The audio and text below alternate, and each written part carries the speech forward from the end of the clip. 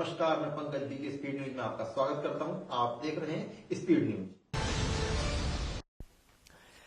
उत्तराखंड सहकारी बैंक के अध्यक्ष संजीव आर्य बाजपुर में शुगर मिल का शुभारंभ कार्यक्रम में अपने बेतुका बयान दे गए और अपनी छवि को अच्छा दिखाते हुए महोदय ने सभी की छवि पर सवाल या निशान खड़े कर दिए। चेयरमैन महोदय का कहना है कि उनके अलावा किसी ने भी क्षेत्र का विकास नहीं किया है। संजीव आर्य ने बयान देते हुए कहा कि बाजपुर विधानसभा में जनता ऐसी मरीज है जिसे आईसीयू में भर्ती, तो वहीं अपने आप को डॉक्टर बता रहे हैं। 10 साल तक उन्होंने क्या किया? 10 साल में नहीं किया। हमसे 3 साल का हिसाब पूछ रहे हैं। 10 साल का हिसाब देने की उनकी हैसियत नहीं है। 10 सालों में बाजपुर को नरक बना दिया। 160 किलोमीटर का भाई साहब हमारा फल है, जिस सारा का सारा हमारे को तो भाई साहब ये विधानसभा एक ऐसी विधानसभा मिली है जिसके हम ऐसे डॉक्टर हैं जिसके पेशेंट बिल्कुल आईसीयू में पड़े हुए हैं। हमारी कोशिश यही है कि इसको किस तरीके से हमें जीवंत करना, रिवाइव करना, हम लगे हुए हैं दिन रात। अब इनसे पूछिए कि ये वही जनता है जिसने संजीव आर्य के पिता को विधायक बनाया है। संजीव आर्य के बयानों पर यहीं विराम नहीं लगा, बल्कि उनका कहना है कि बाजपुर का बेड़ा गर्क चुनाव में जीते अनपढ़ विधायकों के कारण हुआ है।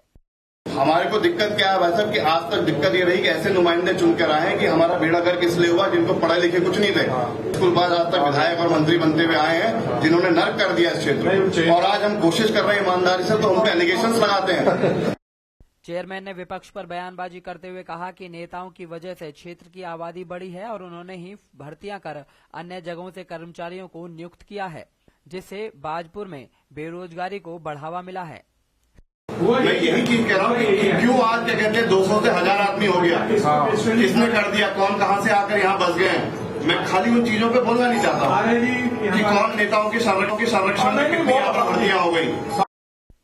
बाजपुर के गेस्ट हाउस में हर महीने 3 लाख का खर्चा सिर्फ खाने पीने में ही किया जाता है, जिसमें उत्तराखंड सरकार के नुमाइंदे रुकते हैं। वहीं खुलासा करते हुए कहा कि 32% विधायक निधि में कमीशन होता था, लेकिन अब नहीं है। 3 लाख रुपए ये खर्चा पानी है ना। पिताजी कितने दिन आके चीनी मिल में 3 लाख रुपए खा के जाते होंगे, बताएं कौन यहाँ के ठहरता है रात को गेस्ट हाउस में तो 3 लाख का खर्चा आ रहा है। अभी चीजें हम कहेंगे, हम कहना नहीं चाहते क्योंकि हमारी इतनी संकीर्ण और इतनी छोटी मानसिकता सोच नहीं है। उसका खर्चा तो यहाँ पर रहने के जो बटन 4-4, 5-5 लाख रुपए खर्च हो रहे हैं, क्या कहते हैं लोगों के खाने पीने में, मेंटेनेंस में, कितने दिन आके पिताजी महीने में कभी रात को अगर मेरे को लगता है कौन रुकता है। लेकिन ये चीजें हैं, खर्चे तो मैं इसीलिए कह रहा हूँ खर्चे ही है। क्यों हो रहे हैं भाई साहब? हम गवाह हैं यहाँ पर। 32% विधायक निधि में कमीशन होता था। अगर क्या है, हमने उस सब भी अधिकारियों से कहा कि हम विधायक निधि का पैसा गुरुद्वारे के लिए, मस्जिदों के लिए, मंदिर के लिए देते हैं और गाय का खून होता है इसमें पैसा खा जाए। 32% कमीशन जब खाया किसी ने उंगली नहीं उठाई। अब जरा संजीव आर्य जी से ये पूछिए कि मंत्री और उनके सुपुत्र इतने ही सच्चे हैं तो फिर किसानों का पैसा क्यों नहीं दे देते? तो वहीं क्षेत्र में हो रहे अवैध खनन पर विराम क्यों नहीं लग पा रहा? दिसंबर से लेकर या तो बीच में कुछ पार्ट इन्होंने दिया था और बाकी जो उसके बाद बिल्कुल बंद। बीच में जनवरी में थोड़ा बहुत आया इन्होंने दिया, जैसे कुत्ते को रोटी देते हैं ना, उसी हिसाब से दिया। बाजपुर क्षेत्र की चौकियों और थानों से खनन के माध्यम से किसी न किसी रूप में जो पैसा है, करोड़ रुपए मंत्री जी के पास पहुंच रहा है, जिससे यहाँ का व्यापारी वर्ग, किसान, छोटे छोटे लोग, उनकी अर्थव्यवस्था पे काफी प्रभाव पड़ रहा है और इसका खामियाजा लंबे समय तक भुगतना पड़ेगा। मंत्री जी द्वारा थाने चौकियों को कमीशन के बेस पे स्थापित किया गया है। जितने भी थाने या चौकी में जो इंचार्ज है वो हैं, कमीशन के बेस पे यहाँ पे आते हैं। उनका एक पैकेज होता है, पैकेज लेके आते हैं और पैकेज के रूप में ही वो काम करते हैं, जिससे वहां पे आम जनता की कोई सुनवाई नहीं होती है।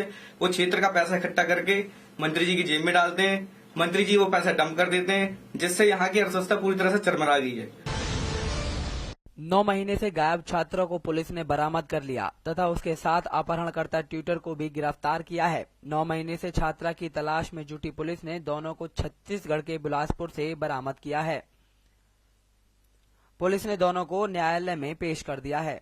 देखिए 3 मार्च 2014 को इसका जो ट्यूटर था वहीं से लेकर गायब हो गया था। विवाह समारोह में आई 7 साल की बच्ची कशिश की दुष्कर्म के बाद हत्या के मामले से समूचा कुमाऊं उबल गया है। पोस्टमार्टम में जब उसके साथ दुष्कर्म की पुष्टि हुई तो न सिर्फ हल्द्वानी बल्कि नैनीताल, अल्मोड़ा और पिथौरागढ़ की जनता भी स्तब्ध रह गई। हृदय विदारक घटना ने हर व्यक्ति को झकझोर के रख दिया। जिसको जहां मौका मिला वहीं घटना का विरोध और हत्यारे की गिरफ्तारी को लेकर आक्रोशित नजर आए।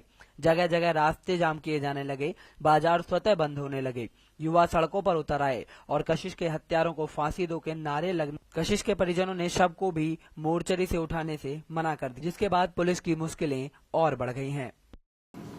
निडरता और दरिंदगी की पराकाष्ठा है। यह समाज और शासन प्रशासन के लिए सोचनीय विषय है। ऐसी घटनाएं शर्मसार करती हैं समाज को और इस प्रदेश को। बाजपुर में सहकारी चीनी मिल का शुभारंभ करने आए उत्तराखंड सहकारी बैंक के अध्यक्ष संजीव आर्य को किसानों ने गन्ने के बकाया भुगतान को लेकर घेर लिया तथा जल्द भुगतान कराने की मांग की। वहीं सरकार के खिलाफ